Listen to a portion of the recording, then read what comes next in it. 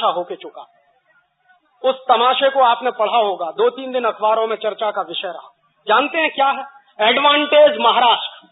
और वो एडवांटेज महाराष्ट्र क्या है? महाराष्ट्र में विदेशी कंपनियों का खुला स्वागत है, आप लूटने के लिए आइए, ये कहने के लिए वो तमाशा आयोजित हुआ। और ऐसे तमाशे हिंदुस्तान के हर प्रदेश में हो रहे हैं। और जानते हैं होड़ क्या लगी हुई है? हरेक मुख्यमंत्री दूसरे मुख्यमंत्री के साथ इस कंपटीशन में लगा हुआ है कि मेरे प्रदेश में ज्यादा विदेशी कंपनियां या तुम्हारे प्रदेश में ज्यादा विदेशी कंपनियां।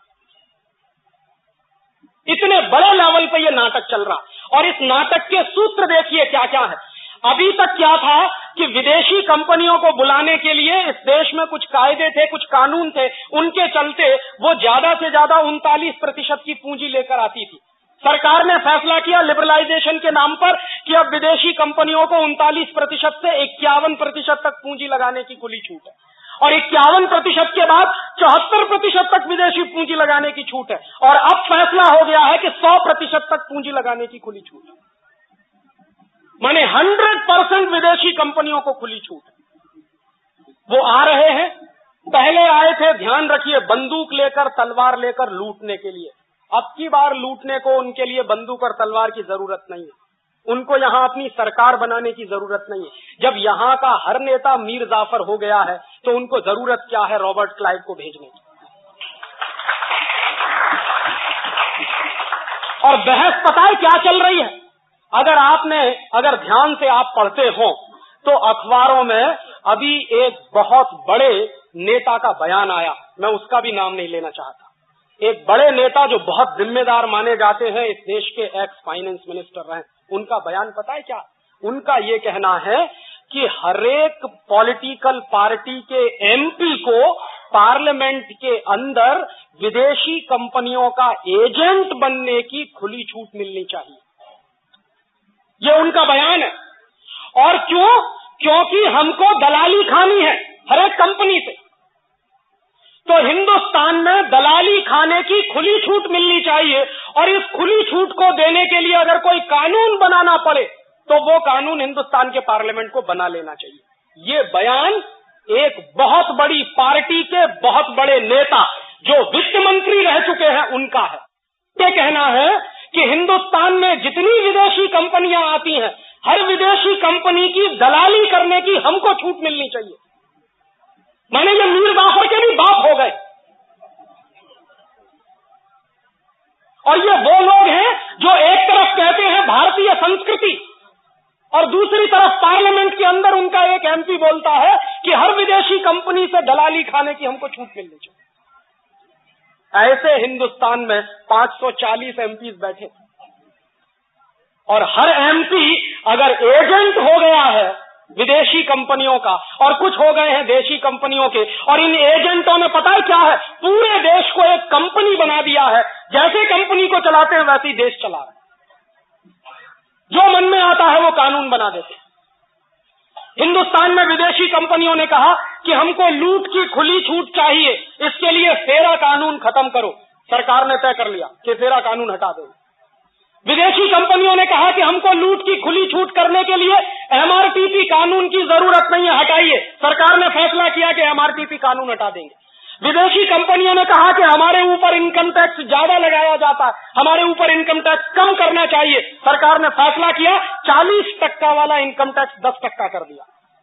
विदेशी कंपनियों ने कहा कि हमको कैपिटल गेन टैक्स में छूट मिलनी चाहिए। भारत सरकार ने तय किया 40% वाले कैपिटल गेन टैक्स को 20% कर दिया विदेशी कंपनियों के। और उसके बाजू में दूसरी तरफ जो स्वदेशी लोग हैं, जो भारतीय लोग हैं, उन पर टैक्स बराबर बढ़ाना। विदेशी कंपनियों पर टैक्स की छूट है लेकिन भारतीय लोगों पर टैक्स बढ़ाना। अगर आपकी कंपनी है तो आपको कैपिटल गेन टैक्स देना पड़ेगा 40%। अगर विदेशी कंपनी है तो उसको कैपिटल गेन टैक्स देना पड़ता 20%। अगर आपकी कंपनी है, हिंदुस्तानी कंपनी है, स्वदेशी कंपनी है, तो आपको कॉर्पोरेट टैक्स देना पड़ेगा और उसके साथ इनकम टैक्स देना पड़ेगा। विदेशी कंपनी है तो उन पर कॉर्पोरेट टैक्स की भी छूट है और इनकम टैक्स की भी छूट है।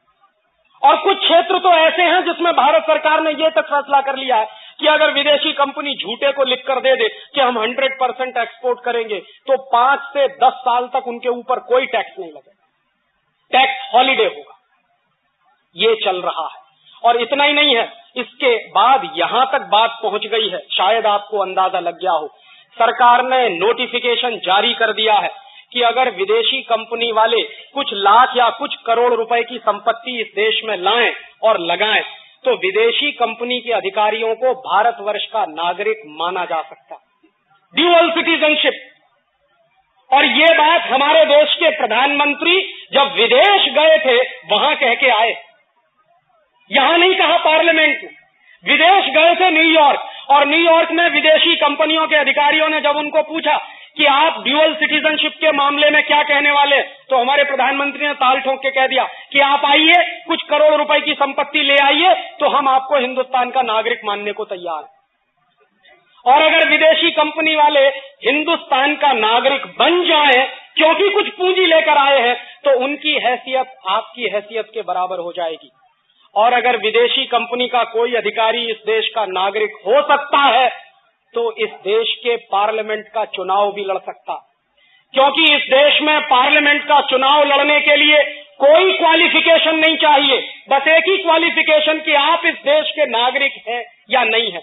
आप चोर हैं, चुनाव लड़ सकते हैं, उचक्के हैं, चुनाव लड़ सकते हैं, गुंडे हैं, चुनाव लड़ सकते हैं, डॉन है, चुनाव लड़ सकते हैं, माफिया किंग है, चुनाव लड़ सकते हैं, और तो और छोड़ दीजिए, अगर आपने 30 मर्डर किए हैं तो आप चुनाव लड़ सकते हैं और पार्लियामेंट में पहुंच सकते हैं।